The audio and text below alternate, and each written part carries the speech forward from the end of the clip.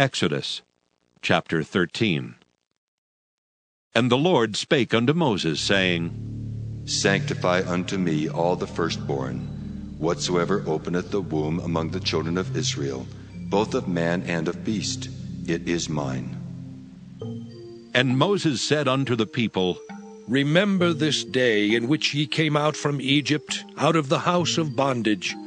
For by strength of hand the Lord brought you out from this place. There shall no leavened bread be eaten. This day came ye out in the month Abib. And it shall be, when the Lord shall bring thee into the land of the Canaanites, and the Hittites, and the Amorites, and the Hivites, and the Jebusites, which he sware unto thy fathers to give thee, a land flowing with milk and honey, that thou shalt keep this service in this month. 7 days thou shalt eat unleavened bread, and in the 7th day shall be a feast to the Lord. Unleavened bread shall be eaten 7 days, and there shall no leavened bread be seen with thee, neither shall there be leaven seen with thee in all thy quarters. And thou shalt show thy son in that day, saying, This is done because of that which the Lord did unto me when I came forth out of Egypt. And it shall be for a sign unto thee upon thine hand, and for a memorial between thine eyes, that the Lord's law may be in thy mouth. For with a strong hand hath the Lord brought thee out of Egypt. Thou shalt therefore keep this ordinance in his season from year to year. And it shall be, when the Lord shall bring thee into the land of the Canaanites, as he sware unto thee and to thy fathers, and shall give it thee, that thou shalt set apart unto the Lord all that openeth the matrix, and every firstling that cometh of a beast which thou hast, the males shall be the Lord's. And every firstling of an ass thou shalt redeem with a lamb. And if thou wilt not redeem it, then thou shalt break his neck. And all the firstborn of man among thy children shalt thou redeem. And it shall be, when thy son asketh thee in time to come, saying, What is this? that thou shalt say unto him, By strength of hand the Lord brought us out from Egypt, from the house of bondage. And it came to pass, when Pharaoh would hardly let us go, that the Lord slew all the firstborn in the land of Egypt, both the firstborn of man and the firstborn of beast. Therefore I sacrifice to the Lord all that open the matrix, being males. But all the firstborn of my children I redeem. And it shall be for a token upon thine hand, and for frontlets between thine eyes. For by strength of hand the Lord brought us forth out of Egypt. And it came to pass, when Pharaoh had let the people go, that God led them not through the way of the land of the Philistines, although that was near. For God said, Lest peradventure the people repent when they see war, and they return to Egypt. But God led the people about through the way of the wilderness of the Red Sea, and the children of Israel went up harnessed out of the land of Egypt. And Moses took the bones of Joseph with him, for he had straitly sworn the children of Israel, saying, God will surely visit you, and ye shall carry up my bones away hence with you. And they took their journey from Succoth, and encamped in Etham in the edge of the wilderness.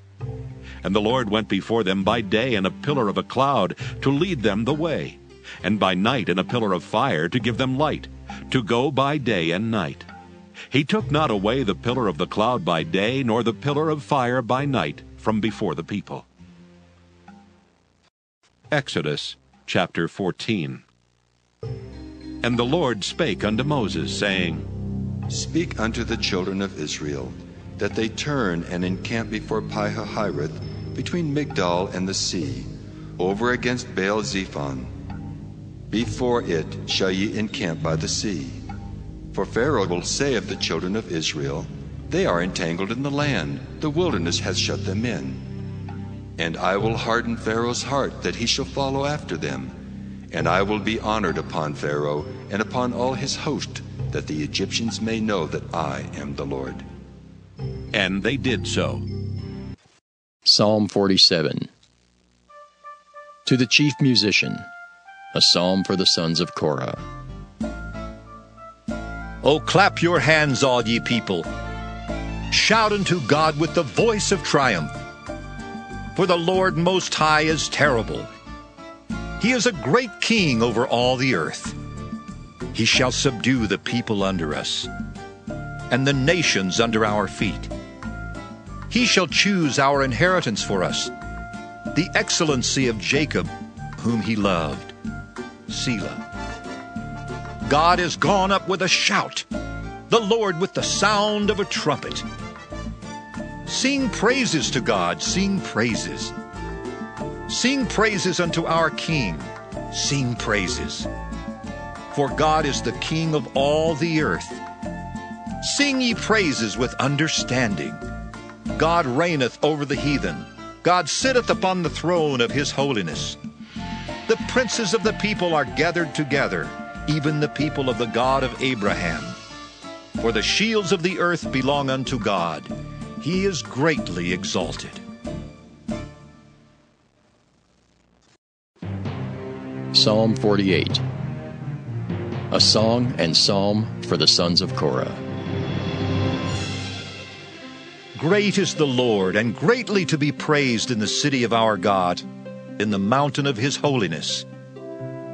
Beautiful for situation, the joy of the whole earth is Mount Zion, on the sides of the north, the city of the great King. God is known in her palaces for a refuge. For lo, the kings were assembled. They passed by together. They saw it, and so they marveled. They were troubled and hasted away. Fear took hold upon them there, and pain as of a woman in travail. Thou breakest the ships of Tarshish with an east wind. As we have heard, so have we seen in the city of the Lord of hosts, in the city of our God. God will establish it forever. Selah. We have thought of thy loving kindness, O God, in the midst of thy temple.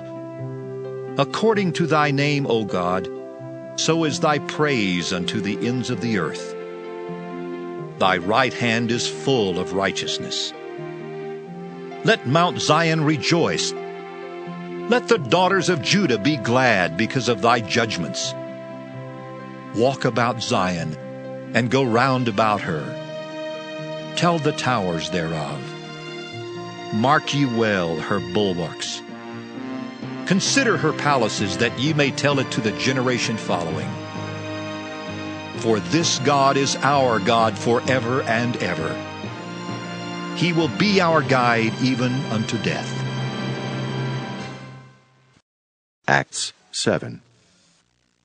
Then said the high priest, Are these things so? And he said, Men, brethren, and fathers, hearken! The God of glory appeared unto our father Abraham when he was in Mesopotamia, before he dwelt in Charan, and said unto him, Get thee out of thy country, and from thy kindred, and come into the land which I shall show thee. Then came he out of the land of the Chaldeans, and dwelt in Charan, and from thence, when his father was dead, he removed him into this land wherein ye now dwell. And he gave him none inheritance in it, no, not so much as to set his foot on. Yet he promised that he would give it to him for a possession, and to his seed after him, when as yet he had no child. And God spake on this wise, that his seed should sojourn in a strange land, and that they should bring them into bondage, and entreat them evil 400 years. And the nation to whom they shall be in bondage will I judge, said God. And after that shall they come forth, and serve me in this place. And he gave him the covenant of circumcision. And so Abraham begat Isaac, and circumcised him the 8th day. And Isaac begat Jacob, and Jacob begat the 12 patriarchs. And the patriarchs, moved with envy, sold Joseph into Egypt. But God was with him, and delivered him out of all his afflictions, and gave him favor and wisdom in the sight of Pharaoh king of Egypt. And he made him governor over Egypt, and all his house. Now there came a dearth over all the land of Egypt and Canaan, and great affliction, and our fathers found no sustenance. But when Jacob heard that there was corn in Egypt, he sent out our fathers first. And at the second time Joseph was made known to his brethren, and Joseph's kindred was made known unto Pharaoh.